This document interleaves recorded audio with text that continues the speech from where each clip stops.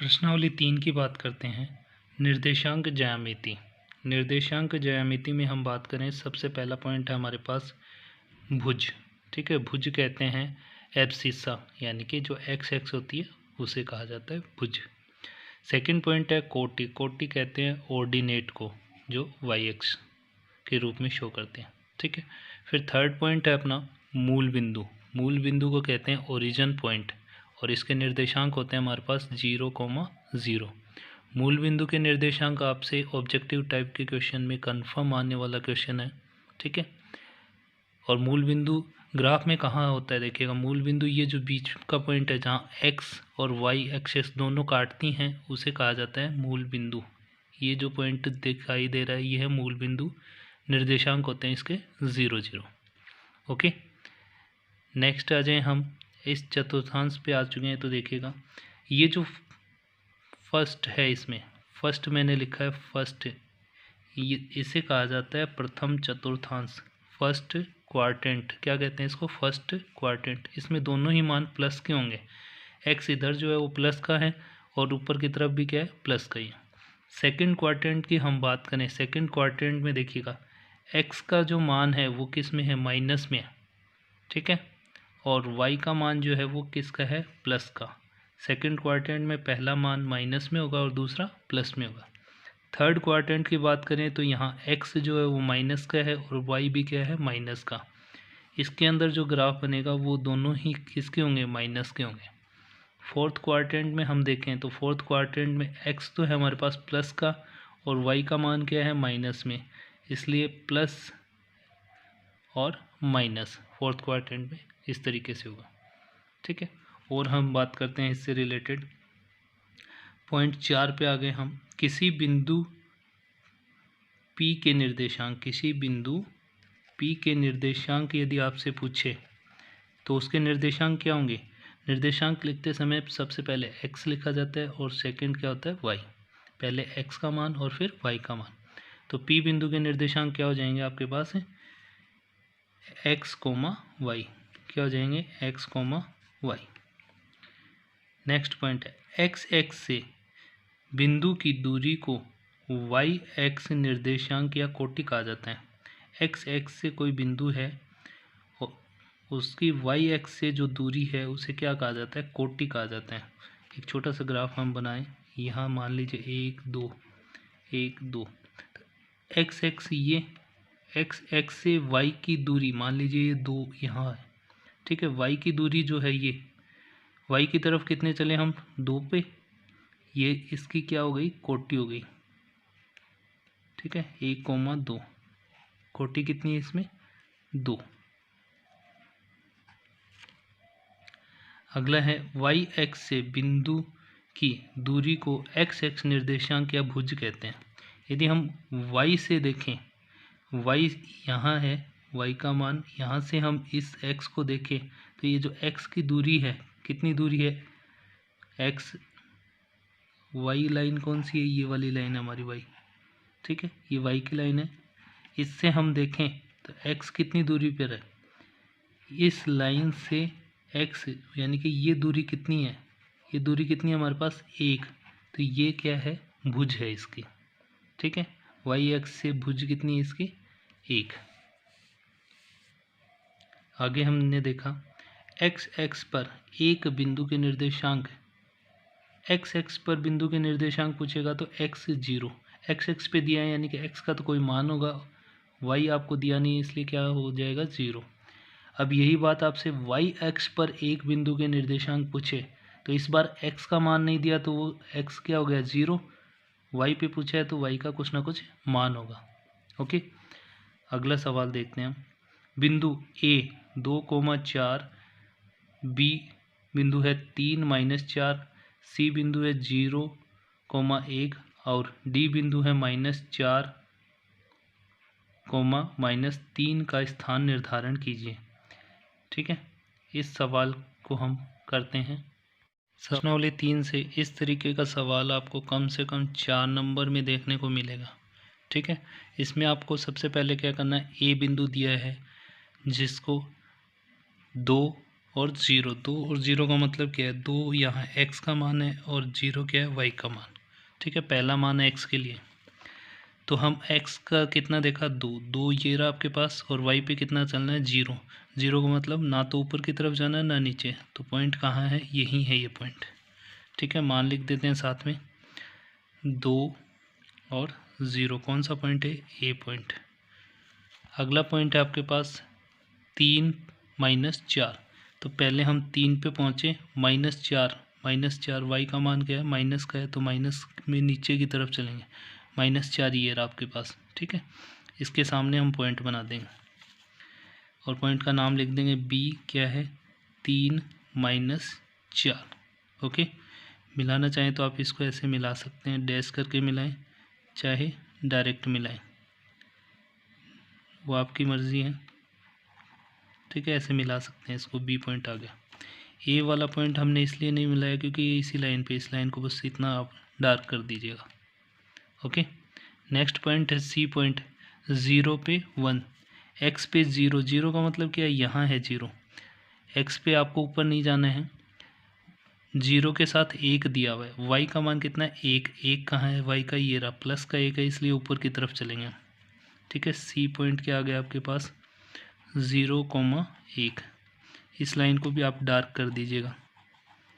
ठीक है, नेक्स्ट है आपके पास डी पॉइंट, -4 -3, -4 किसका है, एक्स का मान है, तो -4 इधर आएगा आपके पास, माइनस के मान ये सभी किस में है, माइनस में है। ओके, -4 ये है आपके पास, इस पर -3 देखना, -3 के लिए नीचे की तरफ चलना है, ये आ गया आपके पास -3। ठीक है, -4 पे -3 कौन सा पॉइंट है, डी पॉइंट है, -4 पर -3, इसे भी आप ऐसे मिला दीजिए। इस तरीके का सवाल आपको देखने को ज़रूर मिलेगा और कम से कम 4 नंबर में आता है। टू ऑल ऑफ यू, आज हम प्रश्नावली 4 के सवाल करने वाले हैं। प्रश्नावली 4 है, 2 चर वाले रैखिक समीकरण, लीनियर इक्वेशन इन 2 वेरिएबल। सबसे पहले हम बात करें कि जो इक्वेशन है उसका स्टैंडर्ड रूप क्या है, वो आप देखिएगा, यहाँ जो आपको दिखाई दे रहा है स्टैंडर्ड रूप क्या होता है, ax plus b y plus c. कोई भी इक्वेशन मिलती है तो उसे आपको सबसे पहले इस रूप में सेट करना है। ठीक है, यदि पहले से इसी वे में दी हुई है तो ठीक है, नहीं तो आप उसे पहले सेट करेंगे और फिर हम उसका मान लिखेंगे। ठीक है, यहाँ ए की जगह आपको कोई भी नंबर मिल सकता है। ठीक है, ऐसे ही बी की जगह भी कोई नंबर हो सकता है। सी जो है वो कांस्टेंट है, केवल सिंगल नंबर होगा आपके पास। पहला सवाल देखते हैं, इसका सवाल है 2x plus 3/y equals to 4.37। इसमें हमें क्या करना है, सबसे पहले तो हमें इस इक्वेशन को सेट कर लेना है, उसके अकॉर्डिंग सी की जो वैल्यू है कांस्टेंट वैल्यू, उसको इक्वल्स टू के इधर ले आएंगे। ठीक है, इधर लाएंगे तो किसकी वैल्यू बन जाएगी, माइनस की, माइनस की वैल्यू बनेगी। देखिए यहाँ लिखते हैं इसका solution, solution number first question है आपके पास 2x plus 3/5y equals to 4.37। सबसे पहले हम इसे इस तरफ ले आए, पक्षांतरण करेंगे, इसका लिखेंगे क्या, 2x प्लस 3/5y, माइनस का चिन्ह लग जाएगा, पक्षांतरण करेंगे तो चिन्ह बदल जाएगा, क्या बन जाएगा आपके पास 4.37 इक्वल्स टू में 0। ठीक है, जो अपना स्टैंडर्ड समीकरण था उसके अकॉर्डिंग हम इसे सेट कर चुके हैं।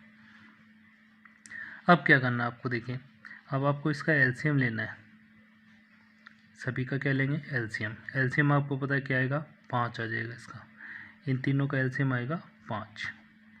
एलसीएम लेने के बाद आपको पता है जो नीचे एक आपको दिया हुआ है उसका हम इसमें भाग करके देखते हैं, 5 में कितनी बार जाएगा, 5 बार, और उस 5 को हम 2 से गुणा कर देंगे तो क्या आ जाएगा आपके पास 10।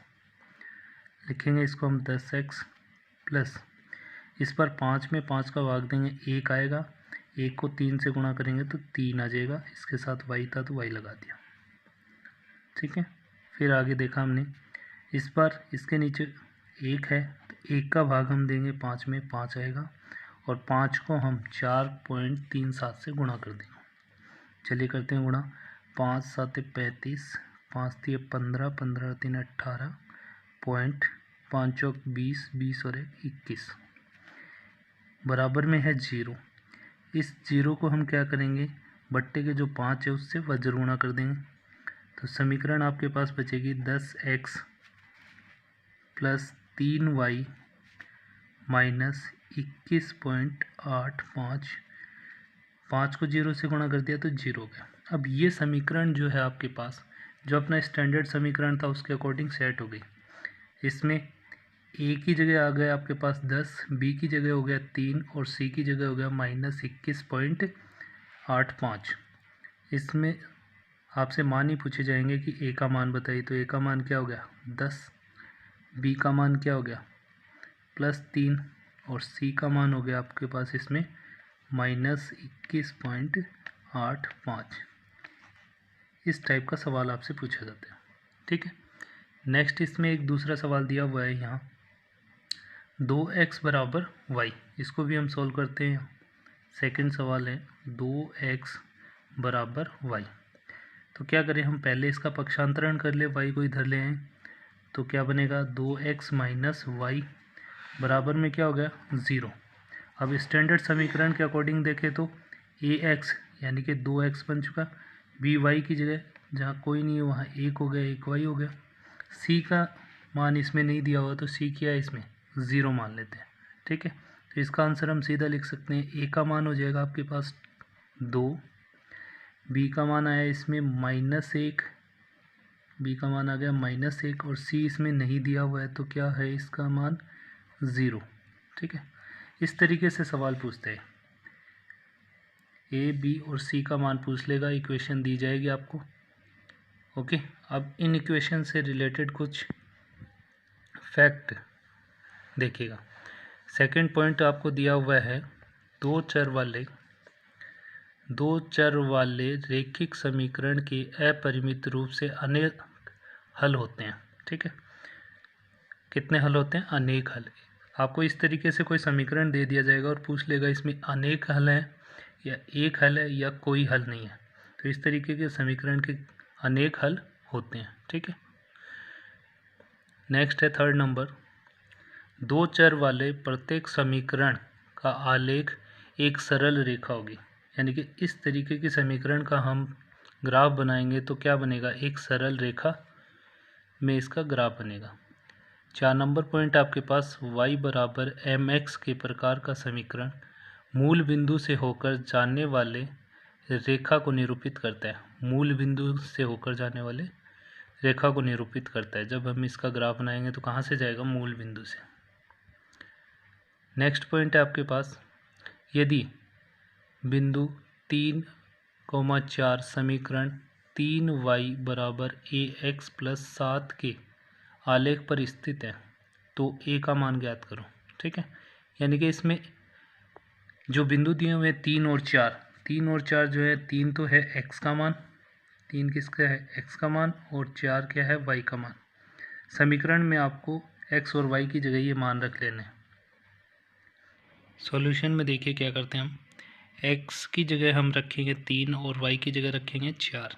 तो देखिए समीकरण था अपने पास 3y, y था आपके पास, y की जगह क्या रखना हमें 4, गुणा का चिन्ह लगा के 4 रख दिया, बराबर में a गुणा में रखेंगे x की जगह क्या रखना है 3 रखा, प्लस 7, ठीक है। अब हम क्या करें, इनको गुणा कर दें। ये देखो 4 तिया 12, यहाँ से गुणा करें तो 3a आ जाएगा आपके पास, क्या आ जाएगा 3a प्लस 7। अब क्या करें, इस 7 का पक्षांतरण कर दें तो प्लस का चिन्ह इधर आएगा तो माइनस में हो जाएगा, क्या बनेगा 12 माइनस 7 बराबर 3a। घटा दें इनको, क्या बनेगा 12 में से 7 घटाएंगे 5, ये 3a। और जब हम a का मान ज्ञात करेंगे तो ये 3 क्या होगा 5 के बट्टे में चला जाएगा, 5/3, ये a का मान आ गया आपके पास।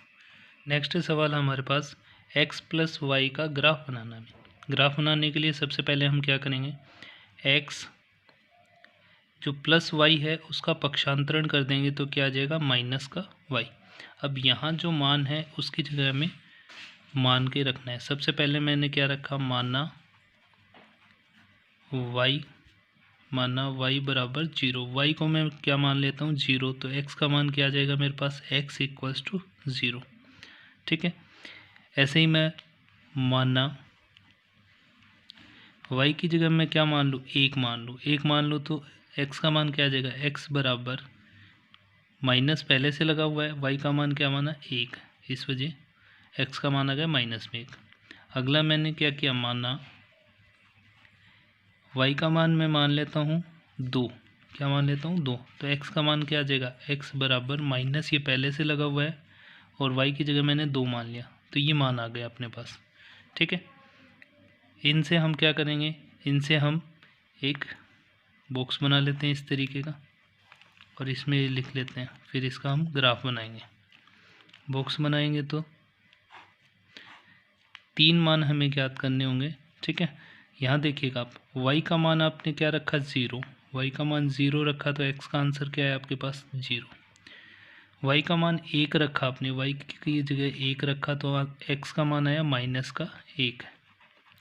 और जब आपने y का मान 2 रखा है तो आपके पास मान आया माइनस का 2।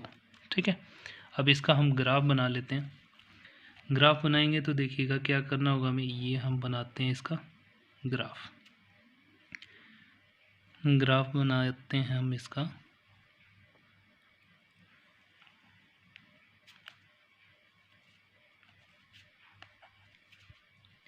आपको पता है ये मान प्लस में है, इस साइड किसका है, माइनस का। यहाँ y जो है प्लस का है और यहाँ क्या होगा, माइनस का।